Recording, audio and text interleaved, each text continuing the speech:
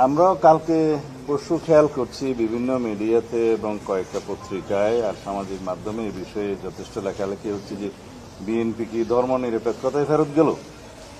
এখানে miss interpret করা হয়েছে। যেটা স্প্রেডশিট আমাদেরকে দেয়া হয়েছিল জাতীয় ঐকমত্য কমিশন থেকে সংবিধান সংস্কার কমিশনের রিপোর্টের ভিত্তিতে, এটা আসলে একটা অপূর্ণাঙ্গ বিষয়। কারণ আমরা বিস্তারিত রিপোর্ট জমা দেব বলেছি, সেটা জমা দিয়েছি আমরা বিস্তারিত রিপোর্ট, যেটা সংবিধান সংস্কার কমিশনের প্রতিবেদন, যেটা 45 পৃষ্ঠা থেকে 72 পৃষ্ঠা পর্যন্ত প্রায় 105টা সুপারিশ আছে। সেই 105টা সুপারিশের প্রত্যেকটি আমরা অ্যাড্রেস করে বিস্তারিত প্রতিবেদন দিয়েছি। কিন্তু স্প্রেডশিটে যেভাবে হ্যাঁ না জবাব দিতে বলা হয়েছে, এটা বিভ্রান্তির সৃষ্টি করেছে, সেটা আমরা সেদিনে উল্লেখ করেছি। এখানে স্প্রেডশিটের আইটেম নম্বর 5, 6 এবং 7-এ সংবিধানের মূলনীতি এবং রাষ্ট্র পরিচালনার মূলনীতি বিষয়ে ওনারা যেটা বলেছেন, যে সংবিধানের মূলনীতিতে বহুত্ববাদের কথা বলেছেন, সাম্য মানবিক মর্যাদা ইত্যাদির কথা বলেছেন, বাট বহুত্ববাদ সহ আর অন্যান্য বিষয়গুলোর সাথে আমরা একমত নই এবং রাষ্ট্র পরিচালনার মূলনীতি হিসাবে আর সংবিধানের মূলনীতি হিসাবে আমরা একমত নই। এরপরে আমাদের মন্তব্য দিয়েছি, সেই মন্তব্যটা আর কেউ এখানে উল্লেখ করে না। মন্তব্যটা হচ্ছে আমরা সংবিধানের প্রস্তাবনার অংশে আমরা সংবিধানের প্রস্তাবনার কি চাই সেটা উল্লেখ করেছি, যে পঞ্চদশ সংশোধনী পূর্ববর্তী অবস্থা বহাল চাই।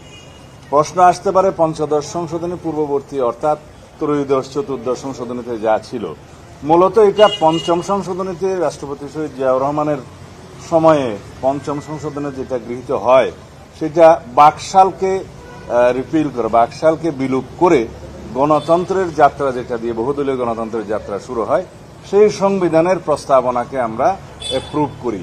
সেটাই আমরা বহাল চেয়েছি। এখন সেটার মধ্যে আছে মহান আল্লাহর উপর আস্থা, বিশ্বাস, জাতীয়তাবাদ, গণতন্ত্র, সমাজতন্ত্র অর্থাৎ সামাজিক ও অর্থনৈতিক ন্যায় বিচার, সেটা আমরা বহাল চেয়েছি এবং সেই প্রিয়াম্বলের সেই প্রস্তাবনার পুরোটা আমরা ওইভাবেই জবাব দিয়েছি যে আমরা এটা চাই। এখন যদি কেউ বলে যে পঞ্চদশ সংশোধনীর পূর্বাবস্থা অর্থাৎ পঞ্চম সংশোধনীতে গৃহীত প্রস্তাবাবলী, মানে প্রস্তাবনার অংশটি, সেভাবে আমরা বলে দিতে পারি। আর রইল রাষ্ট্র পরিচালনার মূলনীতি সম্পর্কে যে বলেছে, প্রায় একই জিনিস, কিন্তু রাষ্ট্র পরিচালনার মূলনীতিগুলো 8, 9, 10 এবং 12 এই অনুচ্ছেদগুলোতে বিধৃত আছে। সেই অনুচ্ছেদগুলোর বিষয়ে সংস্কার কমিশন থেকে যে সুপারিশ করা হয়েছে, এই যে তারা একই বিষয়গুলো ওখানে রিপ্লেস করতে চেয়েছেন। যেমন একটা প্রস্তাব দেওয়া হয়েছে যে ধর্মনিরপেক্ষতা ইত্যাদি এগুলো বিলুপ্ত করা হোক। এখন বিভ্রান্তিটা ওই জায়গায়, আমরা সেখানে বলেছি একমত নই, কিন্তু আমরা এই চাই। হ্যাঁ, আমরা চেয়েছি পঞ্চম সংশোধনীতে যেটা গৃহীত হয়েছে, যেটা পঞ্চদশ সংশোধনীর পূর্বাবস্থা, সেইটা আমরা বহাল করা হোক, সেটা চেয়েছি। কিন্তু সবাই মনে করছে যে ধর্মনিরপেক্ষতা বাতিলের কথা বলছে, আপনারা সেটা একমত নন কেন? বিষয়টা তা নয়। আমরা পরিষ্কার করার জন্য বলছি যে আপনাদের যে প্রতিস্থাপন, বহুত্ববাদ সহ অন্যান্য বিষয়, এই বিষয়গুলো একসাথে আসতে হবে।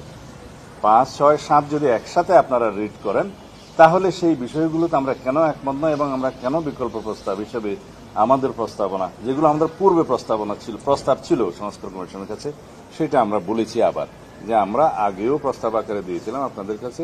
এখনো এর জবাব আমরা বলতে চাই যে আমরা রাষ্ট্র পরিচালনার মূলনীতির অংশটি পঞ্চম সংশোধনী অর্থাৎ পঞ্চদশ সংশোধনীর পূর্বের অবস্থাকে বহাল চাই, অর্থাৎ জাতীয়তাবাদ, গণতন্ত্র, সমাজতন্ত্র অর্থাৎ অর্থনৈতিক ও সামাজিক ন্যায় বিচার, মহান আল্লাহর উপরে আস্থা ও বিশ্বাস, এই বিষয়গুলো রাষ্ট্র পরিচালনার মূলনীতি হিসেবে গণ্য হবে, যেটা পঞ্চম সংশোধনীতে গৃহীত হয়েছিল বাকশালের বিলুপ্তির পরে। তো এটা আমরা আজকে পরিষ্কার করে আপনাদের কাছে বললাম। আশা করি এই বিষয়ে আর কোনো বিভ্রান্তি থাকবে না।